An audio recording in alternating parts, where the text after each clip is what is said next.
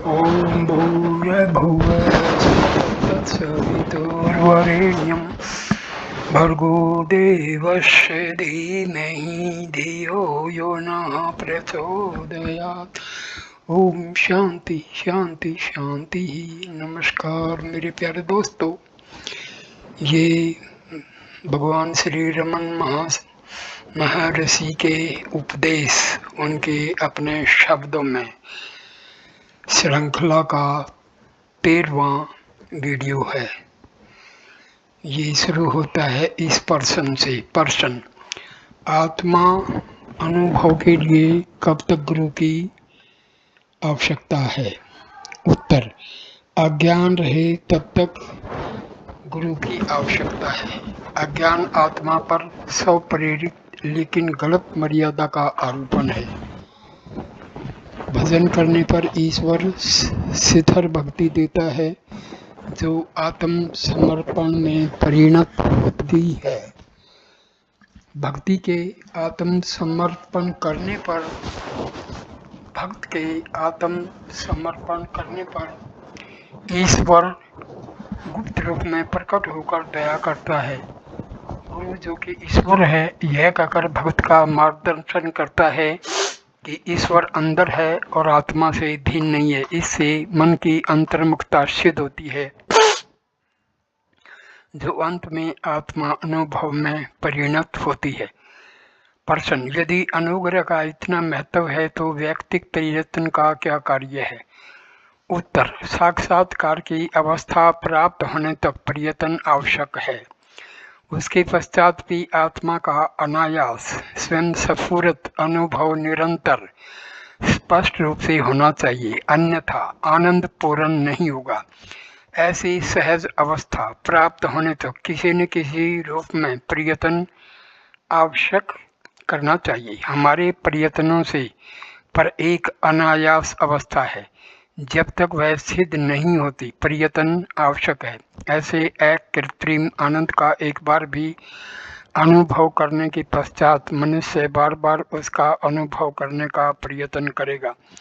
शांति के आनंद का एक बार अनुभव करके कोई भी उससे बाहर होने की इच्छा नहीं करेगा, न ही वह किसी दूसरे काम में मन लगाना चाहेगा।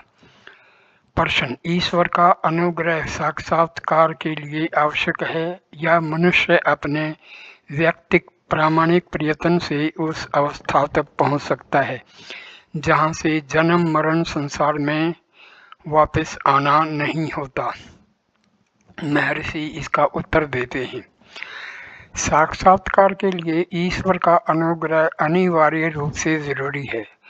अनुग्रह मनुष्य को ईश्वर साक्षात्कार तक ले जाता है, लेकिन ऐसा दैवी अनुग्रह वही प्राप्त कर सकता है जो सच्चा भक्त या योगी हो। वह उन्हीं को प्राप्त होता है जो निरंतर सावधानी और सुनिष्ठा से भक्ति मार्ग पर चलते हैं। प्रश्न, क्या दूरी का असर अनुग्रह पर पड़ता है? उत्तर, देश काल हमारे भीतर हैं। आप हमेशा अपने आत्मा में हैं, उस पर देश काल कैसे असर कर सकता है? प्रश्न, रेडियो से नज़दीक वाले लोग जल्दी सुन लेते हैं। आप हिंदू हैं, हम अमेरिकन, क्या इससे कुछ फर्क पड़ता है? उत्तर, नहीं। प्रश्न, कुछ लोग दूसरों के विचार भी पढ़ लेते हैं। उत्तर, उससे सिद्ध होता है कि सब एक हैं। प्रश्न, क्या भगवान को हम पर दया आती है, वे हम पर अनुग्रह करेंगे? उत्तर, आप कंठ तक जल में निमग्न हैं और पानी के लिए चिल्लाते हैं। ये ऐसा कहने के बराबर है कि पानी में निमग्न मनुष्य प्यासा है या पानी में मछली प्यासी या पानी स्वयं प्यासा है। अनुग्रह हमेशा मौजूद है। गुरु के अनुग्रह के बिना न वैराग्य होता है, न सत्य का साक्षात्कार, न ही आत्मनिष्ठा प्राप्त होती है। लेकिन अभ्यास भी आवश्यक है। वह दुष्ट बैल को हरी घास दिखाकर अपने अहाते में रहने के लिए शिक्षित करने जैसा तथा उसे भटकने से रोकने जैसा है। प्रश्न, मैंने अभी अभी तमिल गीत पढ़ा जिसमें लेखक विलाप करता है कि उसमें अपनी माँ को पकड़े रहने वाले बंदर के बच्चे जैसी दृढ़ता नहीं वह तो बिल्ली के बच्चे जैसा है जिसे उसकी माँ गले में पकड़कर इधर उधर घुमाती है। वह भगवान से प्रार्थना करता है कि वे ही उसे संभाले। मेरा हाल भी ठीक उसके जैसा है। भगवान आपको मुझ पर दया करनी चाहिए, मुझे गले में पकड़कर घुमाइए ताकि मैं कहीं गिरकर चोट न पाऊं। उत्तर: यह असंभव है। आपका प्रयत्न और गुरु की सहायता दोनों आवश्यक है। प्रश्न: किसी को गुरु कृपा पाने में कितनी देर लग सकती है? उत्तर: आप क्यों इसे जानना चाहते हैं? प्रश्न: स्वयं को आशा देने के लिए। उत्तर: ऐसी आशा रखना भी विघ्न रूप है। आशा हमेशा मौजूद है, उससे भिन्न और कुछ नहीं। आत्मा बने रहिए तो आशाएं एवं संदेह मिट जाएंगे।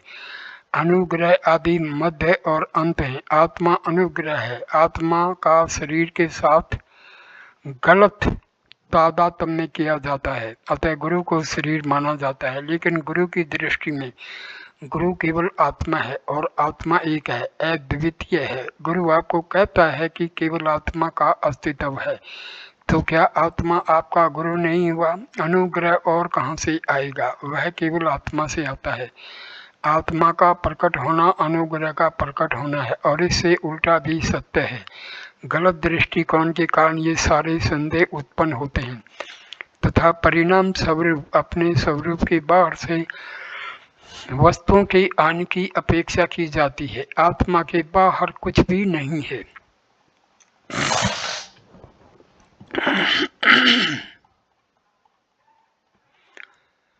प्रकरण 9, 9वां प्रकरण, मौन और सत्संग। बहुत ही विशेष प्रसंग है, ये बहुत विशेष है, इसको बड़े ध्यान से हमें समझना है। सत्संग और मौन दोनों हमारे साधकों के लिए बहुत ही आवश्यक हैं। यद्यपि श्री रमण किसी भी जिज्ञासु को मौखिक उपदेश देने में आनंद का अनुभव करते थे, वे प्राय स्पष्ट किया करते थे कि उनका मौन उपदेश अधिक सीधा एवं अधिक शक्तिशाली है। यह मौन उपदेश आध्यात्मिक प्रभाव था जो उनके स्वरूप से हमेशा निकलता रहता था, इतना शक्तिशाली कि वे इसे अपने उपदेश का मूलाधार एवं अधिक सीधा तथा अधिक कार्यक्षम पहलू मानते थे। चित्त का निरोध कैसे किया जाए, इस विषय में शाब्दिक उपदेश की जगह वे अपनी मौन शक्ति का अनायास ही प्रयोग करते थे, जो उनके निकट बैठे हुए साधकों के मन को अपने आप शांत कर देती थी। जो लोग उनकी इस शक्ति के साथ मेल बिठाने में समर्थ थे, वे कहते कि उन्हें एक प्रकार की आंतरिक शांति एवं कल्याणपूर्ण निर्भयता का अनुभव होता है। कुछ परिपक्व चित्त वाले भक्तों को तत्काल आत्मा अनुभव भी होता था। भारत में इस प्रकार की उपदेश पद्धति अति प्राचीन काल से चली आ रही है। श्री दक्षिणामूर्ति इसके प्रसिद्ध प्रतिपादक माने जाते हैं। स्वयं महेश्वर शिव इस रूप में प्रकट हुए थे और 4 मुमुक्षु मुनियों को अपनी मौन शक्ति से आत्मा का साक्षात्कार करा था। श्री रमन अक्सर दक्षिणामूर्ति का नाम बड़े आदर से लिया करते थे। इस प्रकरण के कई वार्तालापों में उनका उल्लेख आता है। गुरु से प्रवाहित होने वाली शक्ति कोई भी प्राप्त कर सकता है, जिसका लक्ष्य आत्मा की ओर अर्थात गुरु के स्वरूप की ओर उन्मुख होता है। दूरी इसकी कार्य साधकता के मार्ग में विघ्न या अवरोध नहीं है। इसे प्राय सत्संग कहा जाता है, जिसका मुख्य अर्थ सद्वस्तु के साथ संपर्क है। श्री रमन सत्संग को बहुत महत्व देते थे और प्राय कहा करते थे कि आत्मानुभव का यह सबसे अधिक कार्यक्षम साधन है। परंपरागत रूप से किसी आत्मनिष्ठ सिद्ध महात्मा के शारीरिक सानिध्य में रहना सत्संग कहा जाता है, लेकिन श्री रमन इसकी बहुत विशद व्याख्या करते थे। वे कहते कि सत्संग में मुख्य बात गुरु से मानसिक संबंध स्थापित करना है। सत्संग केवल गुरु के निकट बैठने से ही नहीं, बल्कि किसी भी देश काल में उनका चिंतन करने से भी होता है। निम्नलिखित उदाहरण सत्संग की महिमा को स्पष्ट करते हैं। जो संस्कृत के 5 श्लोक हैं जिनको श्री रमन ने विभिन्न कालों में प्राप्त किया था, वे इनके भाव से काफी प्रभावित हुए थे और उनका तमिल में अनुवाद करके उल्लदु नाल पद्दु अनुबंधन में जोड़ दिया, जो सददर्शन नाम से प्रसिद्ध हैं और उनके द्वारा रचित काव्यों में श्रेष्ठ हैं। पहला,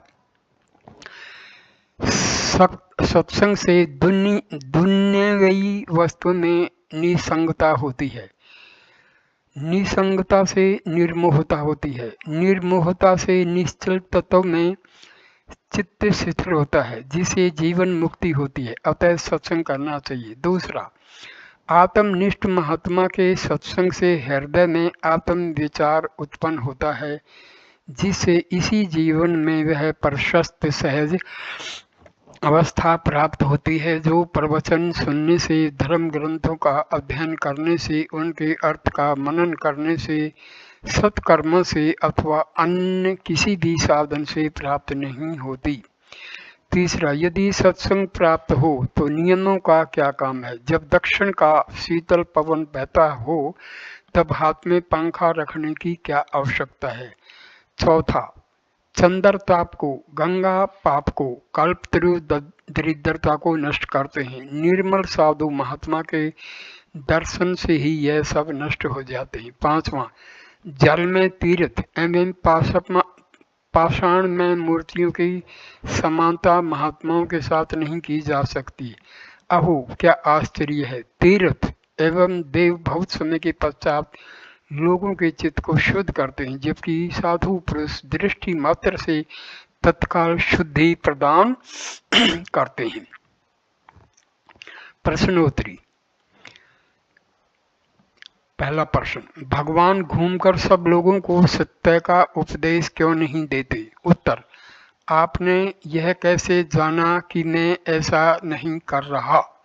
उपदेश का यह मतलब है कि मंच पर खड़े होकर लोगों के समक्ष ऊंची आवाज में प्रवचन करते फिरें। उपदेश ज्ञान का सीधा संक्रमण है।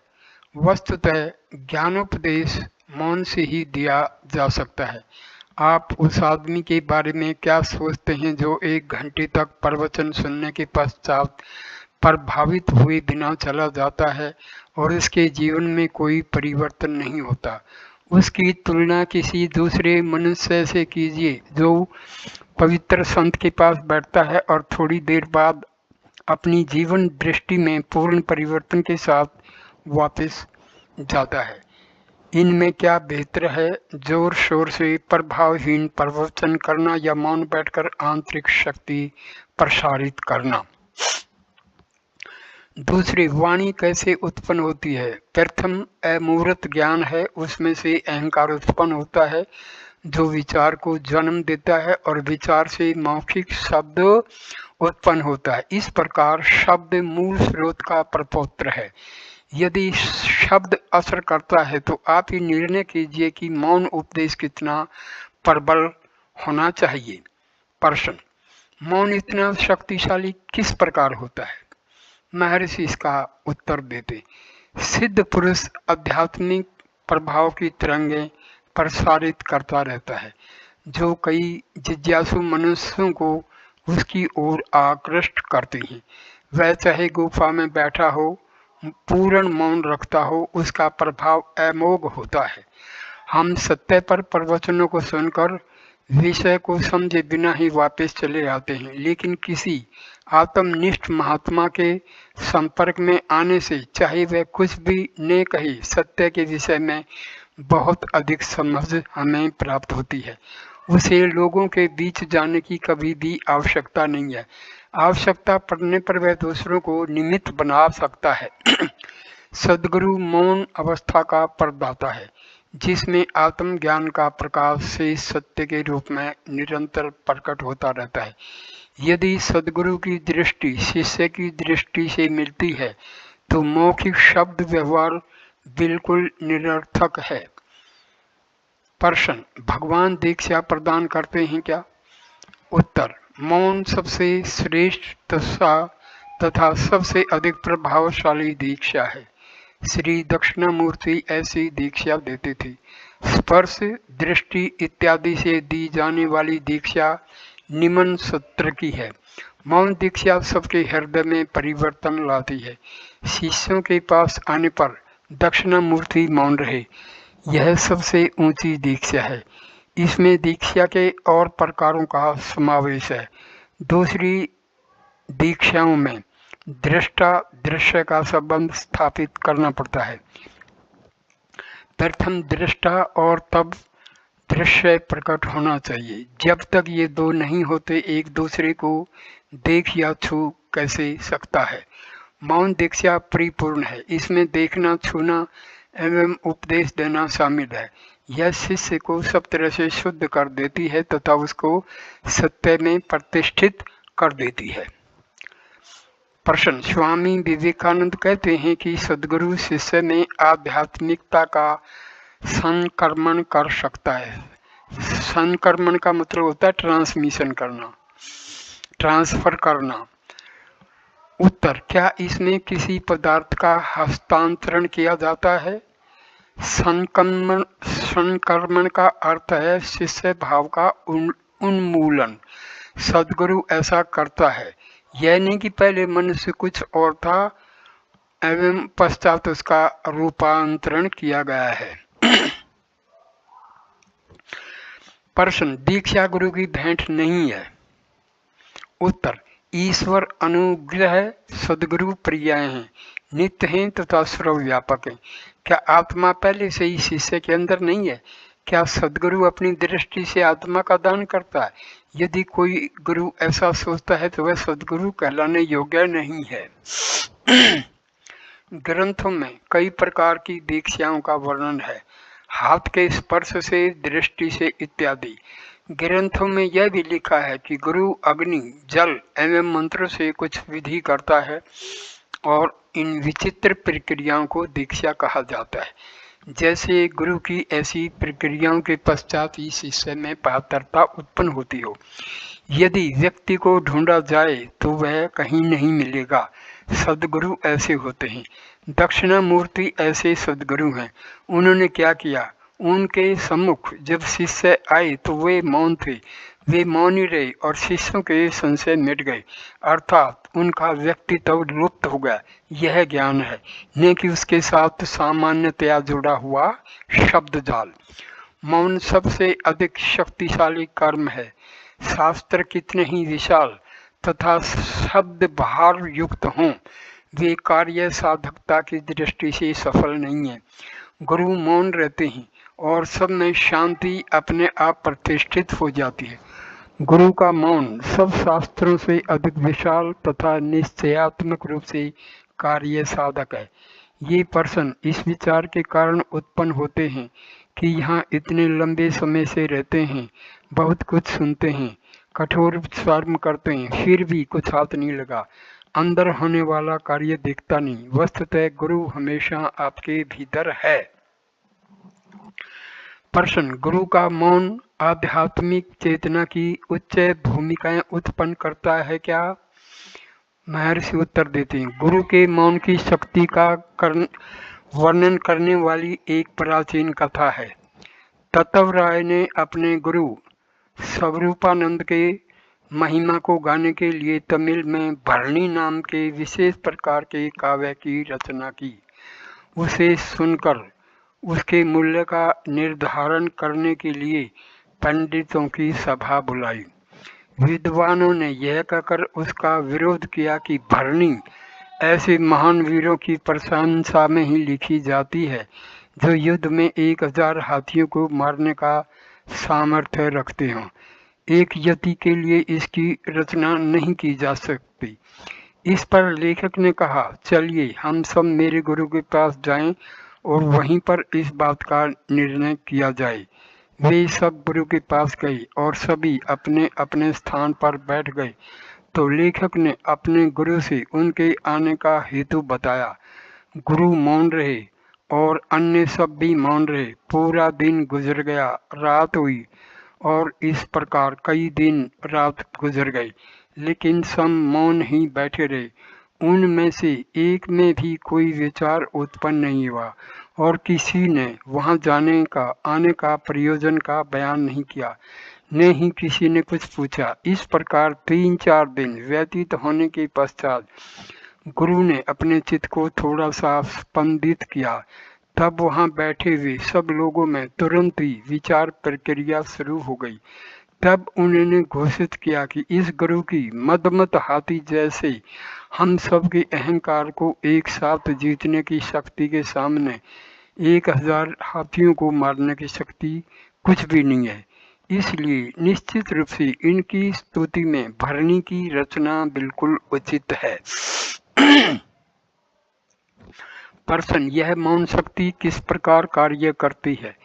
उत्तर, वाणी अपने विचारों को दूसरे में संक्रांत करने का माध्यम है। विचारों के उत्पन्न होने के पश्चात ही उसे सेवा के लिए बुलाई जाती है। दूसरे सब विचार अहम विचार उत्पन्न होने के बाद ही प्रकट होते हैं। इसलिए अहम विचार सारे वार्तालापों की जड़ है। जब मनुष्य निर्विचार रहता है तो वह दूसरों को मौन रूप विश्व भाषा से समझ लेता है। मौन नित्य वाणी है, वह वाणी का निरंतर प्रवाह है जो बोलने से रुक जाता है। ये शब्द जो मैं बोल रहा हूँ उस मौन वाणी का अवरोध करते हैं। जैसे धातु के तार में बिजली का प्रवाह बहता है, उसे रोकने पर वह बत्ती के रूप में प्रकाश या पंखों के रूप में हवा देता है। तार में बिजली अव्यक्त शक्ति के रूप में रहती है। उसी प्रकार मौन वाणी का नित्य प्रवाह है जो शब्दों से रुक जाता है। कई सालों तक चलने वाले वार्तालाप से जो बात समझ में नहीं आती वह मौन के एक क्षण में अथवा मौन के समक्ष समझ में आ जाती है। दक्षिणामूर्ति तथा उनके 4 शिष्य इसका अच्छा उदाहरण है। मौन सर्वोच्च एवं सर्वाधिक कार्य अक्षम वाणी है। प्रश्न, भगवान कहते हैं कि ज्ञानी का प्रभाव मौन में भक्त के हृदय में प्रवेश करता है तथा भगवान ऐसा भी कहते हैं कि महात्मा का सत्संग अपनी सच्ची सत्ता का अनुभव कराने की अक्षमता रखता है। उत्तर, हाँ, इनमें विरोध कहाँ है? ज्ञानी महात्मा संत इनमें कोई भेद है क्या? प्रश्न, नहीं, कोई भेद नहीं। उत्तर, इनका संग करना अच्छा है। वे मौन द्वारा कार्य करेंगे, बोलने से उनका प्रभाव कम हो जाता है।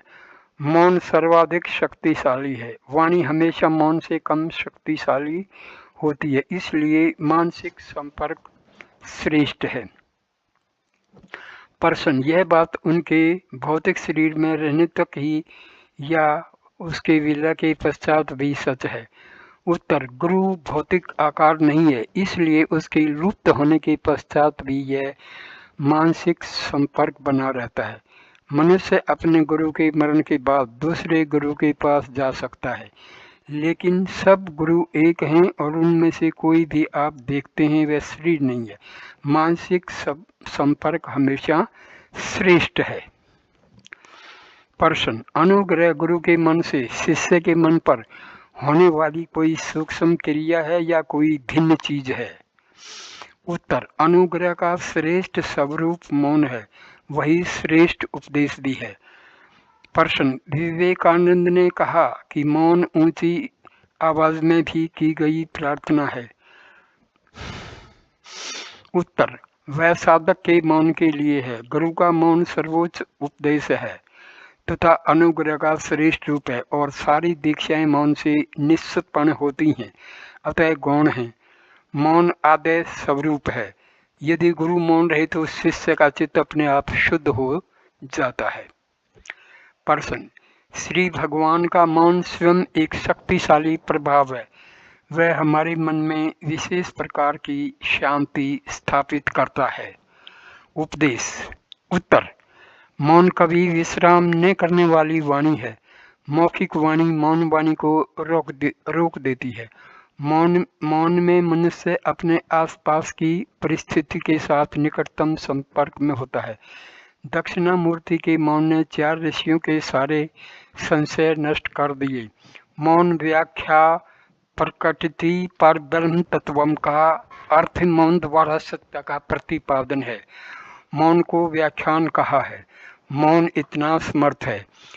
मौखिक वाणी के लिए वागिंद्रिय एवं अन्य अंगों की आवश्यकता होती है जो वाणी के पहले होनी चाहिए, लेकिन वह दूसरी मनोवाणी विचार से भी पर है। संक्षेप में मौन परावाणी है, अनुच्चारित शब्द है। प्रश्न, क्या सभी लोग मौन से लाभान्वित होते हैं? उत्तर, मौन सच्चा उपदेश है, पूर्ण उपदेश है, जो अधिकतम पक्व साधक के लिए ही अनुकूल है। दूसरे इससे पूरी प्रेरणा नहीं प्राप्त कर सकते, अतः उनको सत्य समझाने के लिए शब्दों का प्रयोग करना पड़ता है। लेकिन सत्य शब्दातीत है, उसे मौखिक वाणी से समझाया नहीं जा सकता, केवल सूचित करना ही संभव है। प्रश्न, कहा जाता है कि महात्मा की एक दृष्टि पर्याप्त है, मूर्ति पूजा यात्रा इत्यादि इतने प्रभावशाली नहीं है। मैं यहाँ 3 महीनों से हूँ, लेकिन पता नहीं मुझे कितना लाभ हुआ। महर्षि का उत्तर, दृष्टि का प्रभाव शुद्ध करने वाला है। शुद्धि देखी नहीं जाती। जैसे लकड़ी को जलने में अधिक समय लगता है, कोयला जल्दी जलता है और स्फोटक पदार्थ तुरंत जल जाता है। यही बात महात्माओं के संपर्क में आने वाले विभिन्न स्तर के लोगों के लिए भी सही है। ज्ञानाग्नि सब कर्मों को जला देती है। ज्ञानियों के संपर्क से अर्थात ज्ञानप्रद मानसिक वायुमंडल से ज्ञान प्राप्त होता है। प्रश्न, यदि शिष्य प्रयत्न न करे तो क्या गुरु का मौन उसे साक्षात्कार करा सकता है? महर्षि का उत्तर, सद्गुरु के सानिध्य में वासनाएं बेअसर हो जाती हैं एवं मन शांत बनने से समाधि का अनुभव होता है। इस प्रकार गुरु के समीप सच्चा शिष्य सच्चा ज्ञान तथा सच्चा अनुभव प्राप्त करता है। उसकी शिथिलता सिद्ध करने के लिए उसे आगे का प्रयत्न करना चाहिए।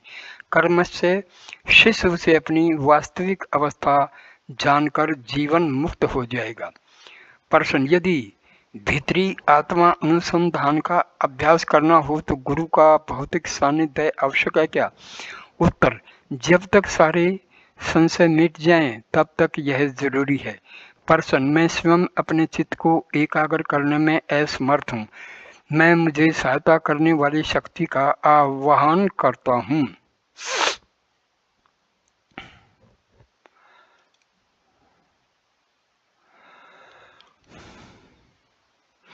उत्तर, महर्षि का उत्तर, हाँ, इसे अनुग्रह कहते हैं। वैयक्तिक रूप से हम असमर्थ हैं क्योंकि मन दुर्बल है, अतः अनुग्रह आवश्यक होता है। साधु सेवा से वह प्राप्त होगा। दुर्बल मनुष्य प्रबल मनुष्य के प्रभाव में आ जाता है, वैसे ही मनुष्य का दुर्बल मन प्रबल मन वाले महात्माओं के नियंत्रण में स्वाभाविक रूप से आ जाता है। जो है वह केवल अनुग्रह है, दूसरा कुछ नहीं। प्रश्न, क्या भौतिक दृष्टि से गुरु सेवा करना आवश्यक है? महर्षि का उत्तर, शास्त्र कहते हैं कि आत्म साक्षात्कार के लिए मनुष्य को 12 वर्ष तक गुरु की सेवा करना चाहिए। गुरु क्या करता है? क्या वह इसे शिष्य के हाथ में दे देता है? क्या आत्मा हमेशा साक्षात नहीं है? तो इस साधारण मान्यता का क्या अर्थ है? मनुष्य हमेशा आत्मा है, फिर भी वह इस सत्य से अनजान है। उल्टे वह उसे शरीर आदि अनात्मा से मिश्रित कर देता है। ऐसा अज्ञान के कारण किया जाता है। यदि अज्ञान का नाश किया जाए तो यह भ्रम मिट जाएगा एवं सत्य ज्ञान प्रकट होगा। सिद्ध महात्माओं के संपर्क में रहने से मनुष्य का अज्ञान धीरे धीरे लुप्त होता जाता है। इस प्रकार नित्य सिद्ध आत्मा प्रकट होती है। प्रश्न, आप कहते हैं कि सत्संग तथा गुरु सेवा करना शिष्य के लिए जरूरी है। महर्षि का उत्तर, हाँ, सत्संग का अर्थ है अव्यक्त सद्वस्तु अर्थात पूर्ण सत्ता के साथ संपर्क स्थापित करना। लेकिन चूंकि बहुत कम लोग ऐसा कर सकते हैं, उन्हें दूसरी पद्धति अर्थात प्रकट सद्गुरु के साथ संग करने की अपनानी चाहिए। संतों के साथ संग इसलिए करना चाहिए कि विचार हठपूर्वक आते रहते हैं। ज्ञानी ने मन का निग्रह किया है और शांति में प्रतिष्ठित हो गया है। उसके निकट रहने से दूसरों को भी ऐसी स्थिरता प्राप्त करने में सहायता मिलती है, अन्यथा उसका संग करना निरर्थक है। गुरु अदृश्य रूप से इसके लिए शक्ति देता है। मुख्य रूप से आत्मा में रहना सेवा है, लेकिन इसमें गुरु के शरीर की सुविधा की व्यवस्था करना तथा उसके निवास स्थान की देखभाल करने का समावेश है। गुरु से संपर्क करना भी आवश्यक है, लेकिन यह संपर्क आध्यात्मिक प्रकार का है। यदि शिष्य गुरु को अपने भीतर पाता है तो वह कहीं भी जाकर रह सकता है। यहाँ रहना और अन्यत्र रहना समान है तथा समान रूप से कार्य साधक है, ऐसा अवश्य समझना चाहिए। प्रश्न: व्यवसाय के कारण मुझे मेरे कार्य के स्थान के पास रहना जरूरी है। मैं साधु संग में नहीं रह सकता। सत्संग के अभाव में भी क्या मैं आत्मा अनुभव कर सकता हूँ? महर्षि का उत्तर: सत्य अहम प्रत्यय सार है, अर्थात सब जीवों की आत्मा है। साधु सब जीवों की आत्मा है, वह सब में व्यापक है। क्या कोई आत्मा के बिना रह सकता? इसलिए कोई भी सत्संग से दूर नहीं है। प्रश्न: क्या गुरु का सानिध्य सहायक बनता है? उत्तर: क्या आप भौतिक सानिध्य की बात करते हैं? उससे क्या लाभ है? मन ही महत्व का है। मानसिक संपर्क करना चाहिए। ऐसा संपर्क मन को हृदय में विलीन कर देता है। संपर्क भौतिक तथा मानसिक दोनों प्रकार का होता है। गुरु का बाह्य स्वरूप मन को अंदर की ओर मुड़ता है। गुरु साधक के हृदय के अंदर भी है, इसलिए वह अंतर्मुख बने मन को हृदय में खींचता है। प्रश्न: मैं केवल इतना जानना चाहता हूँ कि सत्संग आवश्यक है या नहीं, और मेरे यहाँ आने से मुझे सहायता मिलेगी या नहीं? महर्षि का उत्तर: मैं प्रथम आपको सत्संग क्या है इसका निर्णय करना चाहिए। इसका अर्थ सत्य अर्थात सत्य के साथ संग करना है। सत्य के साथ संग अथवा जो सत्य को जानता है, ऐसे संत के साथ संग करना सबके लिए निश्चित रूप से आवश्यक है। शंकराचार्य ने कहा है कि तीनों लोकों में सत्संग के समान कोई नौका नहीं है जो मनुष्य को सुरक्षित रूप से जन्म मरण चक्कर रूप संसार सागर से पार कर देती है। सत्संग का अर्थ सत्य के साथ संग है। सत्य केवल आत्मा है। क्योंकि अभी आत्मा को सत्य के रूप में नहीं जाना गया है, उस ज्ञानी का संग किया जाता है जिसने इस प्रकार समझ लिया है। यह सत्संग है। इससे अंतर्मुखता होती है, तब सत्य प्रकट होता है। इस वीडियो को मैं यहीं विराम देता हूँ। अगला वीडियो का टॉपिक होगा ध्यान और योग। नमस्ते मेरे प्यारे दोस्तों, नमस्कार।